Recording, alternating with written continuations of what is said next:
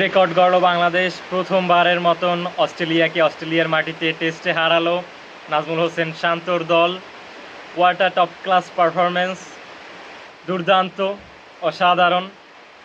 তানজিদ তামিমের সেঞ্চুরি, হাসান মাহমুদের 9 উইকেট, তারপরে মেহেদী হাসান মিরাজের 5 এবং 50, এক কথায় দুর্দান্ত। মঈনুল হকেরও দারুণ ব্যাটিং। সেই সাথে বাংলাদেশের নতুন ইতিহাস রচিত হলো, বাংলাদেশের টেস্ট ক্রিকেট ইতিহাসের সেরা অ্যাওয়ে জয়ও বলা যায় এটি। বিদেশের মাটিতে বাংলাদেশের নিঃসন্দেহে এটাই সেরা জয় টেস্ট ক্রিকেটে।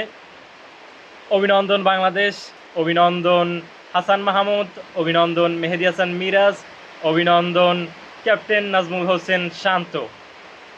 আর একটা কথা, শান্ত দুর্দান্ত ব্যাটিং করেছেন, একটা 80+ ইনিংস তার রয়েছে। যাই হোক, সবাইকে অনেক অনেক অভিনন্দন। ইতিহাস গড়া জয়।